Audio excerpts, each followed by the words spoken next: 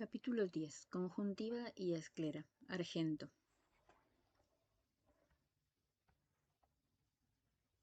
Doctora María Julia Zunino, profesor Carlos Argento. Objetivo: conocer las formas de reacción de la conjuntiva, interpretando correctamente la fisiopatología de las mismas para permitir la resolución de problemas básicos. Página 258. Casos problema. Caso clínico número 1. Usted está de guardia en el Hospital Pedro Fiorito. Concurre a la consulta un paciente de 32 años que comienza con intensa epífora acompañada de importante fotofobia y sensación de cuerpo extraño en forma unilateral de 2 días de evolución. Tiene además un estado febril con dolor de garganta. Refiere haber estado en contacto con amigos que presentaban síntomas parecidos. Al examen clínico presenta edema de párpado, hiperemia conjuntival, se palpa adenopatía preauricular. ¿Cuál es el diagnóstico más probable? ¿Qué conducta adopta? Caso clínico número 2. Paciente de sexo femenino de 65 años de edad que refiere irritación conjuntival casi permanente por años que no mejora luego de múltiples tratamientos tópicos. Incluso se constata empeoramiento de los síntomas luego de algunos tratamientos. Al examen clínico se observa obliteración de puntos lagrimales y sinequias tarsobulbares en el fondo de saco inferior. ¿Cuál es el diagnóstico más probable que deberían hacer usted y el oftalmólogo al que lo derive?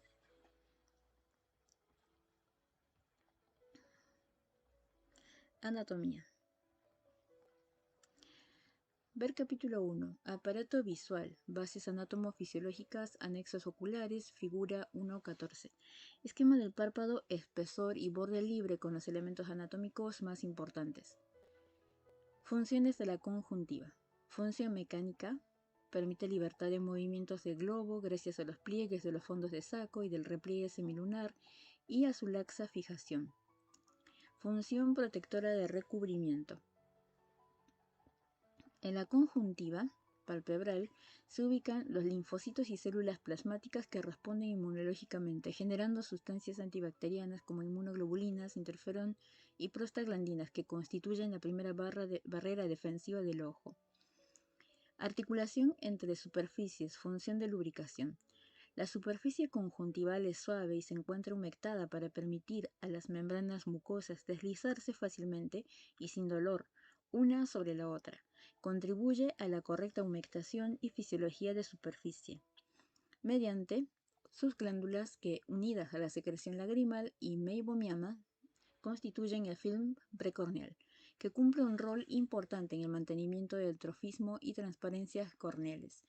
Nota clínica. La deficiencia cual y cuantitativa del film precorneal puede generar pérdida de la transparencia y alteración importante de la fisiología corneal y, según su severidad, ocasionar pérdida importante de visión. Ver capítulo 8, página 195. Métodos de examen. Inspección. Se realiza bajo iluminación directa y eversión simple de ambos fondos de saco. Todo médico debe familiarizarse con esta maniobra, que es de crucial importancia para la extracción de cuerpos extraños, así como para la limpieza de los fondos de saco luego de una injuria química. Ver maniobra de eversión del párpado en apéndice, página 599. Tinción con fluoresceína. Permite visualizar defectos epiteliales y o injurias leves luego de la iluminación con luz de cobalto. Conjuntivitis. Fisiopatología. Definimos conjuntivitis como el proceso inflamatorio que involucra la superficie ocular, caracterizado por dilatación vascular, infiltración celular y exudación. Clasificación. De acuerdo a su tiempo de evolución, se clasifican en agudas, inicialmente unilaterales y de rápida progresión al segundo ojo dentro de la semana. Su duración total no supera las 4 semanas. Crónicas. Su duración es mayor de 3 o 4 semanas. Nota clínica. En todo cuadro de más de 4 semanas de duración, Se evaluará agudeza visual y refracción, así como detección de forias. Se amplía la investigación con exámenes de laboratorio complementarios, cultivo y antibiograma de secreciones oculares externas, citología por impresión conjuntival, dosaje de inmunoglobulina E en lágrimas.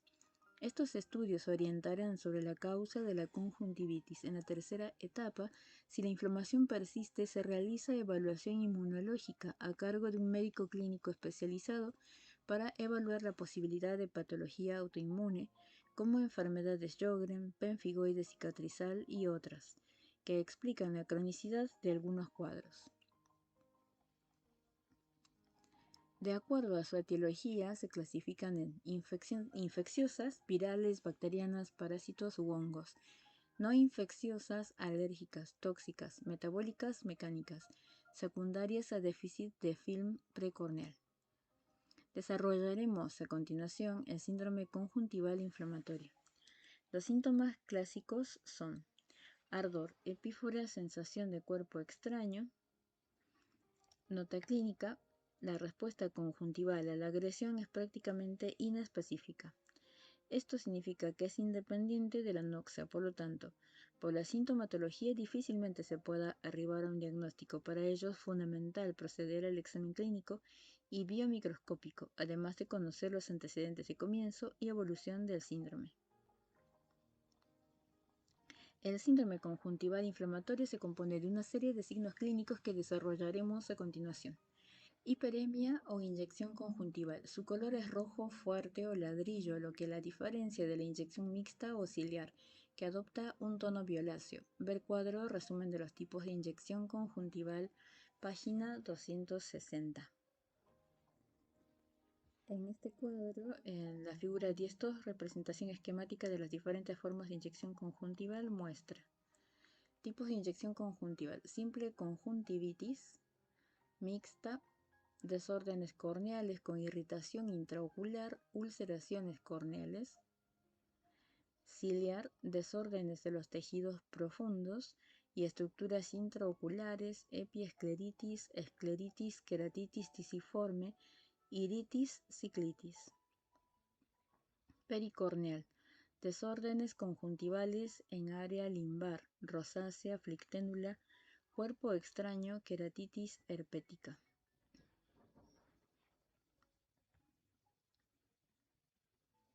Edema conjuntival o quemosis.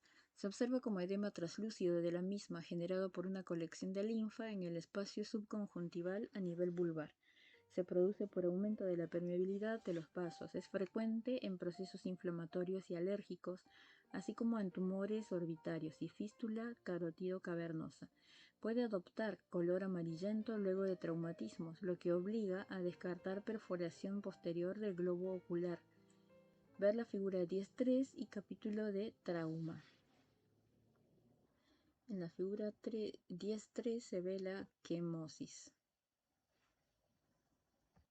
Secreción. Se produce a partir del exudado al que se agregan restos y detritus epiteliales, mucus, lágrimas, linfocitos degenerados. En un comienzo es de tipo acuosa por aumento de la secreción refleja de la glándula lagrimal. Más tarde se agrega un componente mucoide generado por irritación de las células caliciformes. Finalmente adquiere un carácter purulento debido a la incorporación de células linfocitarias degeneradas junto con sus detritus. En aquellos casos en los que la producción de fibrina sea elevada, se observará que adquiere la capacidad de formar pseudomembranas, estructuras blanquecinas que se ubican a modo de tapizado sobre la mucosa conjuntival. En algunas ocasiones adquieren color translúcido, pudiendo ser revelada su presencia bajo tinción con fluoresceína. Dichas membranas deben ser removidas y dejarán un lecho sangrante o ulcerado si el epitelio está destruido. Son más frecuentes en los niños debido a su inmadurez inmunológica. Ver la figura 10.4. En la figura 10.4 lo que se puede ver es Ahora, folículos constituidos por infiltrados linfoides subepiteliales. Aparecen como formaciones elevadas, redondeadas, translúcidas y avasculares ubicadas en conjuntiva tarsal y fornix. Miden entre 0,2 y 2 milímetros y presentan una coloración amarillenta o blanco grisáceo. Figura 10.5.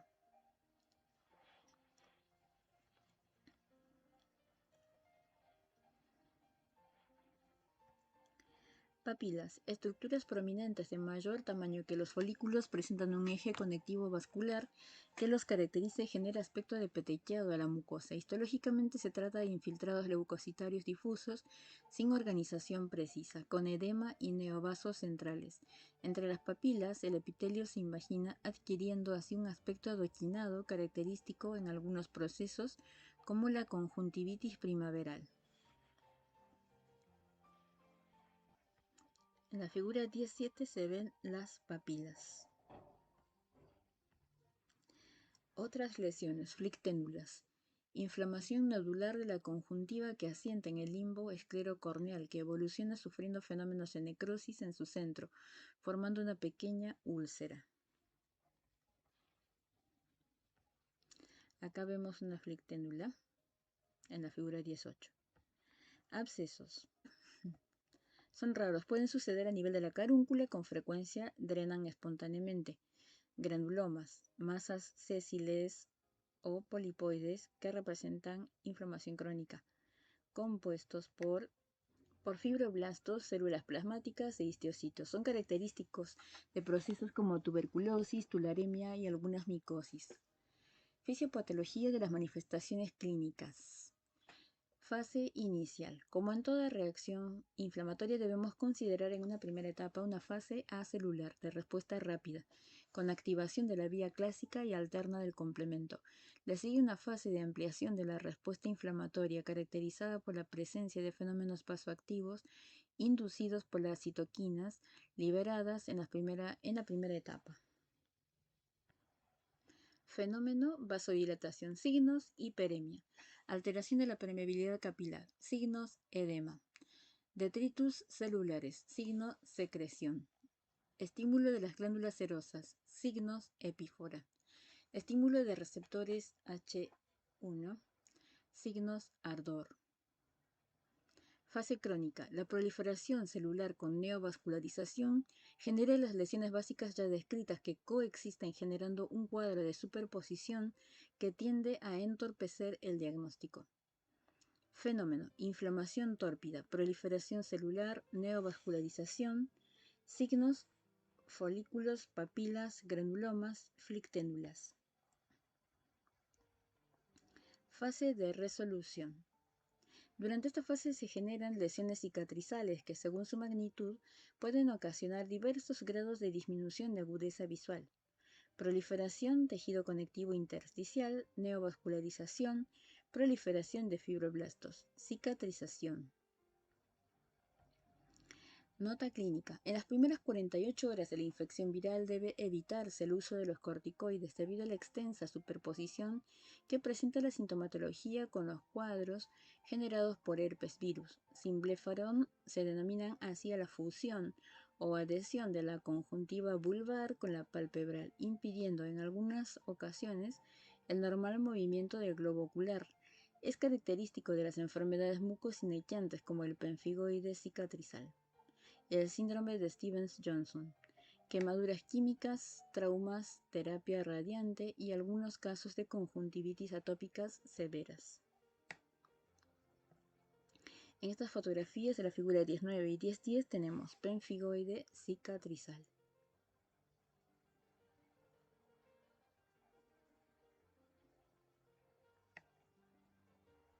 Y en la figura 10.11 tenemos melanosis conjuntival benigna. En la página 263, la figura 10.12, vemos una linfangiectasia. En la tabla 10.1, en este cuadro, vemos las conjuntivitis no infecciosas, donde tenemos causa irritación conjuntival simple, agente etiológico, conjuntivitis aguda, acrónica, curso clínico, sensación de cuerpo extraño, hiperemia conjuntival, epífora. Signos y síntomas: queratoconjuntivitis zika, tratamiento lágrimas artificiales. Irritantes externos, humo, aire acondicionado, tratamiento, evitar la exposición. Anomalías de posición de párpados, tratamiento, corrección quirúrgica. Defecto refractivo hipercorregido, tratamiento, refracción bajo cicloplejía. Disfunción de la visión binocular, heteroforia, tratamiento, corrección con prismas. En el caso en el que la causa sea alérgica, tenemos el agente etiológico: conjuntivitis alérgica aguda estacional. El curso clínico es epiforia severa, quemosis, sensación de cuerpo extraño. Signos y síntomas: rinitis, alergia estacional al polen y alérgenos vegetales. Tratamiento, desensibilización, antihistamínicos tópicos, cromoglicato, ketotifeno, holopatarina, si es necesario, corticoides suaves, fluorometolona.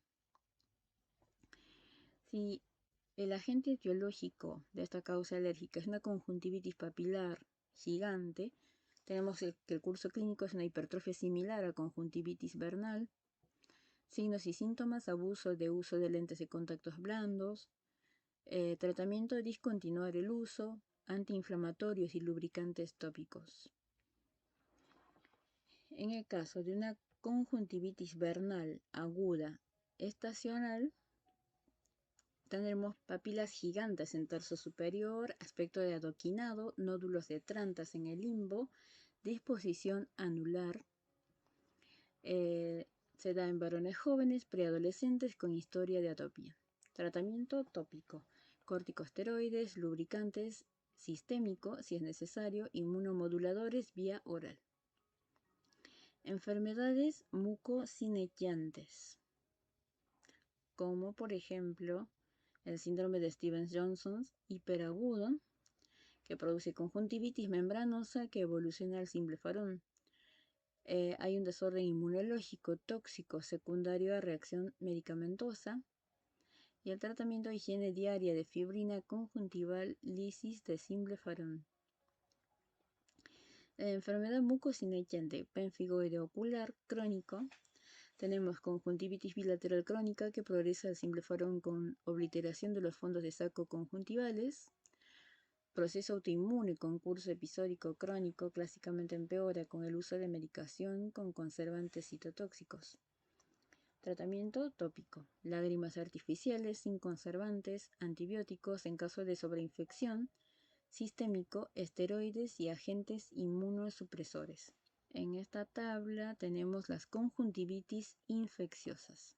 En el caso de las causas virales, tenemos que el agente etiológico puede ser adenovirus, hay 47 serotipos, o puede ser herpes simple o herpes zóster. Adenovirus, curso clínico, aguda. Signos y síntomas: es una conjuntivitis altamente contagiosa, descarga acuosa, quemosis, hiperemia, adenopatía preauricular, asociación a cuadro gripal, queratitis numular, o sea, en forma de moneda, solo en algunos serotipos a los 8 a 10 días. Tratamiento: no existe tratamiento específico, tratamiento sintomático con lubricantes tópicos y antibióticos de amplio espectro para prevenir sobreinfección bacteriana. Cuando la causa es el herpes simple o herpes zóster, el curso clínico es agudo. Signos y síntomas: queratoconjuntivitis asociada a grupos de vesículas en áreas palpebral. Tratamiento, tópico, aciclovir, ganciclovir, sistémico, aciclovir si es necesario. Ahora, si la causa es bacteriana, entonces tenemos que el agente etiológico es el estafilococo, cocos gram positivos, en racimos. En la clínica es subaguda. Signos y síntomas: tenemos secreciones purulentas, blefaritis, queratitis superficial punctata. Cuando el agente etiológico es el estreptococo gram positivo en cadenas, la clínica es subaguda. Signos y síntomas son secreción mucoide, edema conjuntival, pseudomembranas. Cuando el agente etiológico es el neumococo, diplococo gram positivo, la clínica es aguda, los signos y síntomas: secreciones purulentas, quemosis, ulceración corneal. Tópico, el tratamiento para esos tres es tópico, antibióticos de amplio espectro, eritromicina, tetraciclinas y cloranfenicol. Si el agente etiológico es Corynebacterium diphtheriae, un diplobacilo gram positivo, la clínica aguda, signos y síntomas: secreciones purulentas, membranas, necrosis conjuntival, edema palpebral. El tratamiento es tópico, antibióticos de amplio espectro, sistémico, penicilina, tetraciclinas, toxina antidiftérica si se dispone. Cuando el agente etiológico es el gonococo gram negativo, diplococo intracelular, la clínica es hiperaguda. Signos y síntomas: secreciones purulentas espesas. Tratamiento tópico, antibióticos de amplio espectro, gentamicina, eritromicina, cloranfenicol, sistémico, penicilina. Cuando el agente es la pseudomonas bacilo gram negativo, productor de colagenasas, la clínica es hiperaguda, curso fulminante, signos y síntomas: descarga purulenta con afectación corneal en 24 horas, invade epitelio por lisis de proteínas. Tratamiento es tópico y sistémico: cefalosporinas de tercera generación, ceftazidima, moxifloxacina, gatifloxacina. Si el agente etiológico es Haemophilus influenza, un bacilo gram negativo, la clínica es subaguda, signos y síntomas: secreciones mucopurulentas común en niños, tratamiento tópico, antibióticos de amplio espectro, eritromicina. Clamidias. El agente etiológico: conjuntivitis de inclusión, clínica aguda a crónica. Signos y síntomas: queratoconjuntivitis superficial punctata, folículos en tarso superior ocasionalmente infiltrados, subepiteliales corneales. Cuando el agente etiológico es el tracoma, evolución crónica. Signos y síntomas: endémica en climas cálidos, folículos en conjuntiva palpebral superior, entropión cicatrizal, trichiasis, cicatrices corneales. El tratamiento para ambos es tópico y sistémico, eritromicina o tetraciclinas. Si el agente etiológico es micótico, un Candida fusarium actinomyces, evolución clínica aguda o crónica, signos y síntomas: secundaria queratitis micótica o canaliculitis, tratamiento: antimicóticos tópicos y sistémicos. Tumores de conjuntiva. La mayoría de los procesos de las lesiones tumorales conjuntivales son de origen y repercusión local y no se asocian con ninguna enfermedad sistémica. Las patologías más comunes son en general benignas: quistes, pterición será tratado en el capítulo de córnea, papilomas y nevos. Describiremos a continuación las más frecuentes. Linfangiectasia, patología superficial benigna que implica dilatación del trayecto linfático dentro del espesor conjuntival que conlleva sensación de cuerpo extraño. Los tumores dermoides conjuntivales asientan en el limbo, en general en temporal inferior. Son lesiones blanquecinas, sólidas y bien circunscritas. Pueden experimentar aumento de tamaño en la pubertad. Pueden ser removidas quirúrgicamente por fines estéticos. Otro tipo de tumores, los dermolipomas, se diferencian de los anteriores por presentar vello en su superficie. Pueden extenderse a nivel orbitario, por lo que se aconseja evitar su resección. El carcinoma in situ de la conjuntiva vulvar suele manifestarse como una lesión leucoplásica, ubicándose generalmente a nivel del limbo esclerocorneal. Su histopatología es similar a las de otras membranas mucosas. El carcinoma epidermoide invasor de la conjuntiva es raro, se ve con mayor frecuencia en ancianos, se presenta como una masa blanco-grisácea de aspecto gelatinoso que comienza en el limbo, en ocasiones adquiere aspecto de coliflor, habitualmente es suficiente efectuar la extirpación simple, pero las lesiones más extensas pueden requerir excentración orbitaria.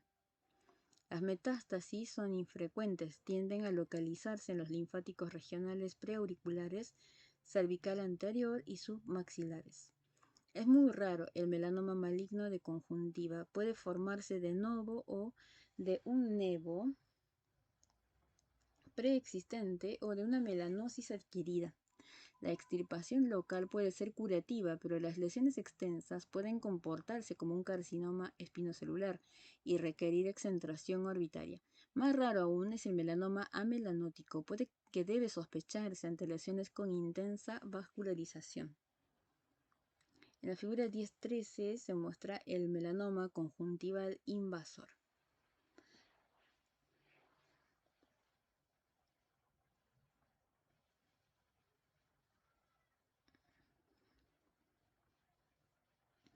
En la actualidad, el sarcoma de Kaposi es la malignidad periocular más común en pacientes HIV positivos. Afecta al 35% de los pacientes de SIDA en las series y logra diseminación visceral en el 70% de los casos. Su aspecto es el de un nódulo subconjuntival rojo púrpura. En general son más comunes las lesiones en piel que las conjuntivales. El tratamiento varía de acuerdo al problema cosmético o funcional que el tumor genere. El linfoma conjuntival es raro, 20% del total de los linfomas del área periocular. La anatomía patológica siempre revela su origen mono o policlonal y en general son altamente radiosensibles. Resolución de casos. Caso clínico número 1. El paciente tiene un cuadro compatible con conjuntivitis, el agregado de adenopatía preauricular, de un cuadro febril con inflamación faríngea y el hecho de haber estado en contacto con personas con el mismo cuadro, nos permite decir que es una conjuntivitis por adenovirus. Será conveniente enviar al paciente al oftalmólogo para un examen con lámpara de hendidura. Podrá prescribirle colirio con antibióticos, no es conveniente darle corticoides, pues si se trata de una infección herpética puede ser catastrófico.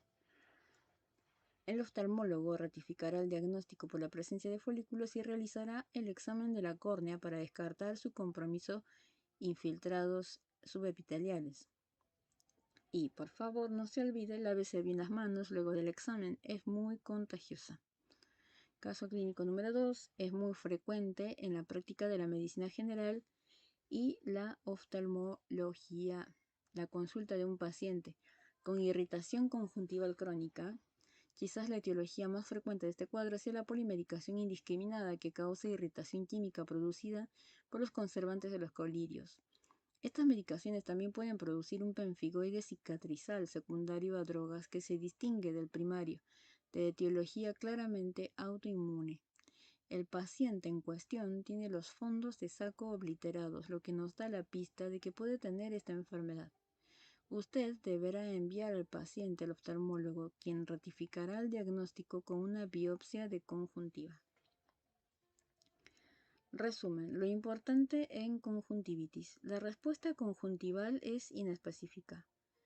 Signos clínicos: inyección conjuntival, edema conjuntiva, secreción, no modificaciones, pupila, no dolor importante, no alteración visión importante.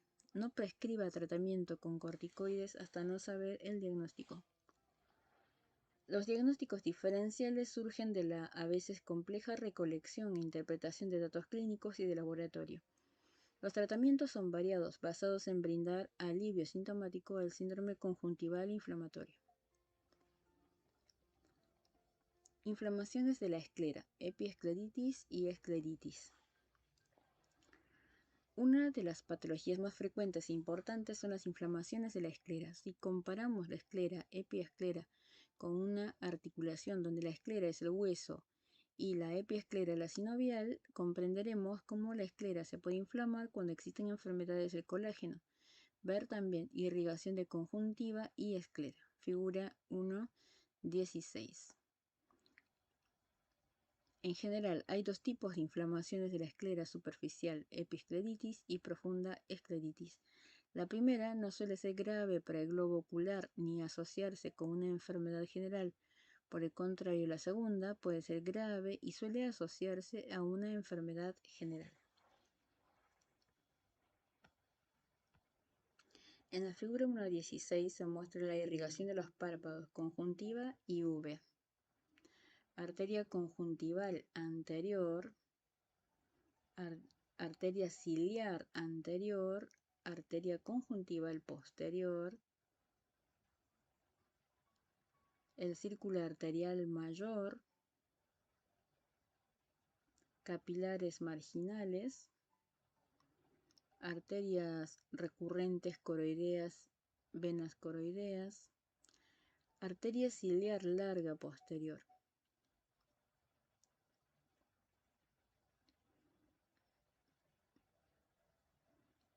arteriolas posteriores, arteriolas anteriores,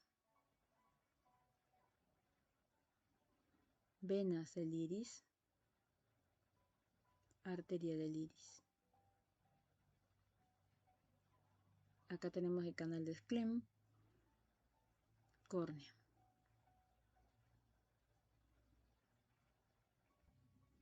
Entonces, retomando la lectura, después de ver la figura 1.16, decimos, en general hay dos tipos de inflamaciones de la esclera: superficial, epiescleritis, y profunda, escleritis. La primera no suele ser grave para el globo ocular ni asociarse con una enfermedad general. Por el contrario, la segunda puede ser grave y suele asociarse a una enfermedad general. Epiescleritis. Es en general una patología benigna, autolimitada, no relacionada, salvo excepciones, herpes zóster o gota, a enfermedades generales. Puede tener recurrencias. Existen dos formas clínicas: difusa y nodular, como se muestra en la figura 10.14. En esta figura 10.14 se muestra en la A, epiescleritis difusa, y en la B, epiescleritis nodular. Sus síntomas son dolor, aunque no tan fuerte como la escleritis, ojo rojo de color más subido que en la escleritis rojo vinoso. Salvo en las epiescleritis bilaterales o recurrentes, no hace falta hacer investigaciones generales. El tratamiento debe realizarse con antiinflamatorios no esteroideos tópicos. Escleritis. Esta inflamación de la esclera puede ser grave y producir pérdida irreparable de la visión. Sus formas clínicas son la anterior y la posterior. Escleritis anterior puede ser difusa, nodular y necrotizante. Es más común en mujeres. El 50% es bilateral. Síntomas. El síntoma por el que concurre el paciente es en general dolor de intensidad alta que se puede irradiar. El dolor no suele estar presente en escleritis necrotizante sin inflamación. Escleromalacia perforans. Otro de los signos encontrados es el ojo rojo.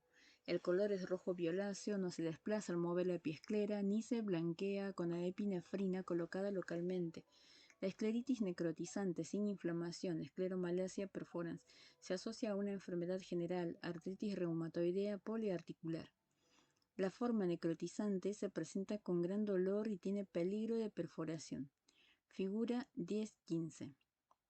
La escleritis posterior se puede asociar a la anterior y puede producir desprendimiento exudativo de retina y uveitis posterior. Las etiologías más comunes de estas enfermedades son artritis reumatoidea, espondilitis anquilosante, gota, herpes zóster, enfermedad de Reiter, granulomatosis de Wegener, periarteritis nodosa, sarcoidosis, lupus eritematoso sistémico, policondritis. En general, el diagnóstico etiológico se puede hacer en todos los casos de escleritis necrotizante sin inflamación, escleromalacia perforans.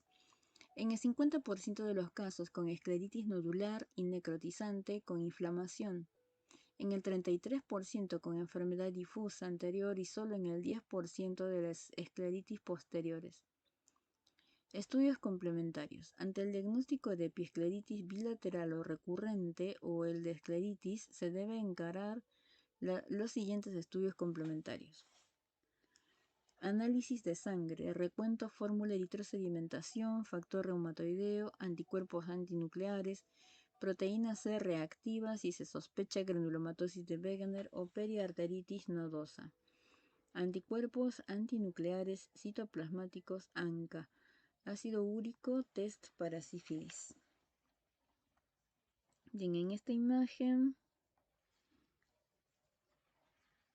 que es la figura 10.18, se muestra una escleritis necrotizante sin inflamación. Scleromalacia perforans.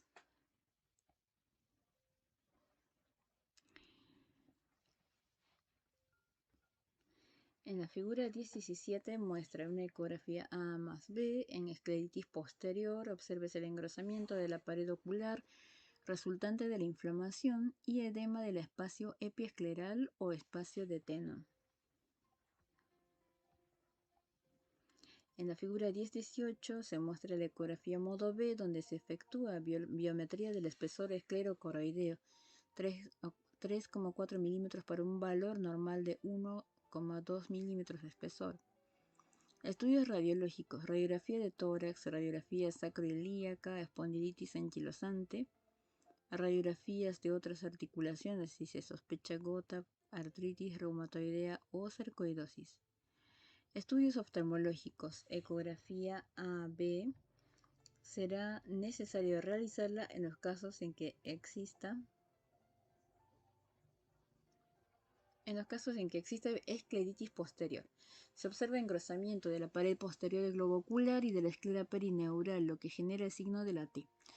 Tratamiento: habitualmente la escleritis produce gran dolor que muchas veces no permite descansar al paciente. Debemos medicarlo con analgésicos potentes.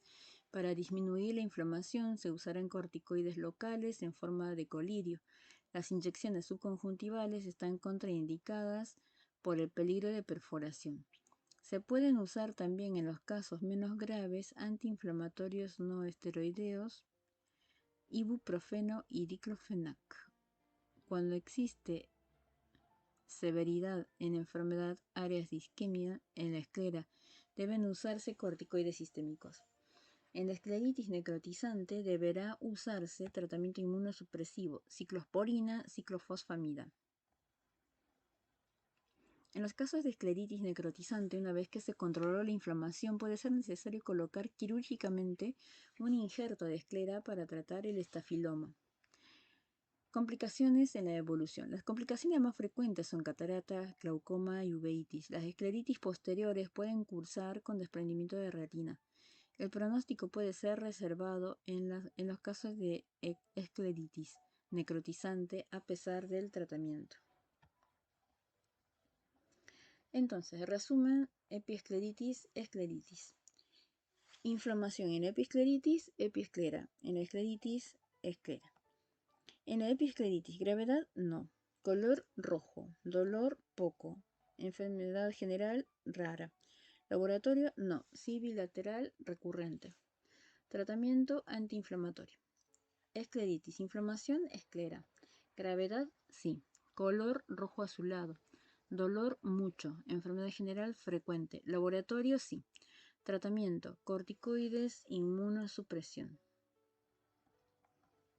Próximo capítulo: 11. Catarata.